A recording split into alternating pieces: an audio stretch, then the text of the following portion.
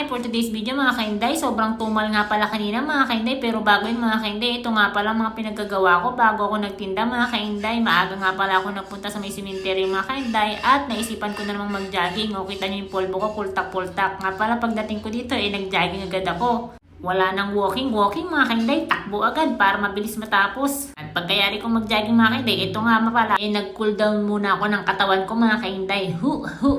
Ayan, naipit na yung mga bilbil ko. At ayun mga kainday, no, tapos nga pala ako, ito nga pala, papunta ako sa may puntod ng nanay at tatay ko. Tingnan niyo yung araw, napakaganda pero napakapanakit. Sakit kaya sa balat niyan pag tanghaling tapat. O diba, kahit tapat na yung tanghali, masakit pa rin. Ayan nga pala mga kainday. Pag nandito ako sa may cemetery at naisipan ko mag-jogging, hindi talaga natin kakalimutan na dumaan dito sa may puntod ng nanay at tatay ko. Ito nga pala at pauwi na tayo, diretso na tayo sa may bahay mga kainday. Hindi na rin pala ako nagpunta ng palengke, gawa nga naman na kumpleto naman yung paninda ko.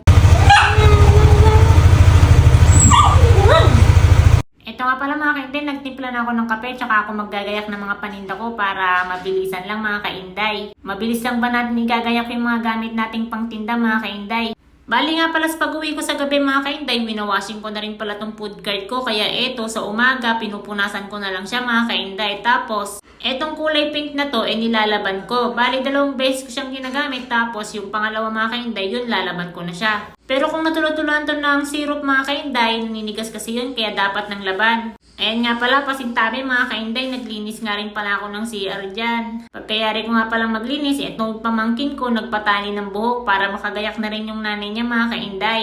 Itong pamangkin ko marunong na rin mamili ng ayos ng buhok niya mga kainday. Gusto niya ganun lang. 2 tali lang ba ng buhok yung gusto niya mga kainday. At ayun nga pala, nag-iwan na ako ng pagkain ng aso ko dito mga kainday. At syempre tubig na din para naman hindi sila mauhaw at magutom pag wala ako mga kainday. Kung napansin nyo mga kainday, nakatali nga pala sila mga kainday. Pag wala ako mga kainday, itinatali ko talaga sila kasi yung kapatid ko pag umaalis minsan mamaya makaligtaan bukas yung pito mga kainday. Tapos makatakas sila. Naku po, mahirap na, baka masagasaan pa sila mga kainday. Andito na nga pala ako sa may pesto mga kainday at inayos ko lang din ng mabilis tong mga gamit ko mga kainday. Pagkayari ko nga pala dito, ayan, nagpunta na nga pala ako dun kay sir at bumili ako ng lugaw mga kainday. Ewan ko ba mga kainday, mahilig talaga ako sa lugaw. Kaya ko nga kumain ng lugaw mga kainday ng 1 linggo, dire-diretso eh. Lalo na pag walang pera mga kainday.